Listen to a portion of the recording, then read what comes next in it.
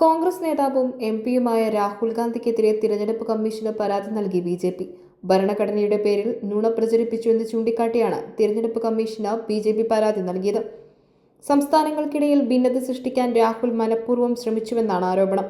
വിഷയത്തിൽ ബി.ജെ.പി. നേതാക്കൾ തിരഞ്ഞെടുപ്പ് കമ്മീഷൻ ഉദ്യോഗസ്ഥരെ നേരിൽ കണ്ടു. മുഖ്യ തിരഞ്ഞെടുപ്പ് ഓഫീസറെ സന്ദർശിച്ച ബി.ജെ.പി. നേതാക്കളുടെ സംഘം വിഷയത്തിൽ നടപടിയെടുക്കണമെന്നാവശ്യപ്പെട്ടു. രാഹുലിന്റേത് പെരുമാറ്റച്ചട്ടങ്ങളുടെ ലംഘനമാണെന്നായിരുന്നു ബി.ജെ.പി. ആരോപണം. ഇതുകൂടാതെ രാഹുലിന്റെ എഫ്ഐആർ രജിസ്റ്റർ ചെയ്യണമെന്നും ബി.ജെ.പി. ആവശ്യപ്പെട്ടിട്ടുണ്ട്. നുണ പ്രചരിപ്പിച്ച സംഭവത്തിലാണ് ഈ നടപടി. കേന്ദ്രമന്ത്രി അർജുൻ റാം മേഘ്വാളാണ് ഇത് സംബന്ധിച്ച വാർത്ത പുറത്തുവിട്ടത്. നവംബർ 6 നടത്തിയ പരാമർശങ്ങളിലും ഭരണഘടനയുടെ പേരിൽ കള്ളം പ്രചരിപ്പിച്ചുവെന്നാണ് ബി.ജെ.പി. ആരോപിക്കുന്നത്. ബി.ജെ.പി. ഭരണഘടനയെ നശിപ്പിക്കുകയാണെന്ന് അദ്ദേഹം പറയുകയുണ്ടായി. ഇത് തികച്ചും കള്ളമാണ്. അദ്ദേഹം വീണ്ടും ഇതേ നിലപാട് തുടരുകയാണെന്നും ബി.ജെ.പി. ആരോപിച്ചു.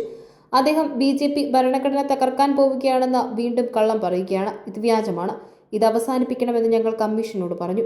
മുന്നറിയിപ്പുകൾ നൽകിയിട്ടും അതിൽ നിന്ന് പിന്മാറാതെ രാഹുൽ ഗാന്ധി ഇത് ചെയ്യുന്നത് പതിവാക്കിയിരിക്കുന്നു.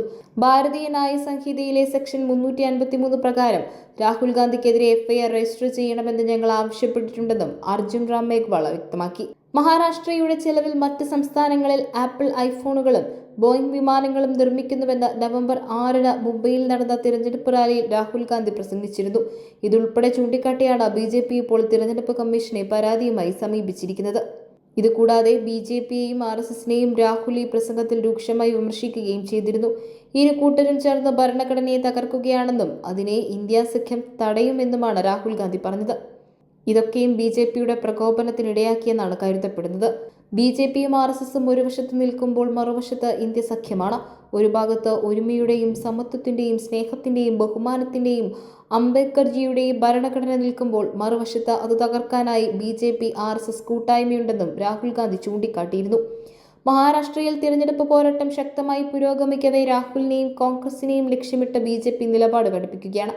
നിലവിലെ ഭരണകക്ഷിയായ ബി.ജെ.പി. ഉൾപ്പെടുന്ന മഹായുതി സഖ്യവും മറുവശത്ത് ലോക്സഭാ തിരഞ്ഞെടുപ്പിലെ മുന്നേറ്റം ആവർത്തിക്കുകയാണ് കോൺഗ്രസിന്റെ മഹാവികാസ് അഘാഡിയുടെ ലക്ഷ്യം.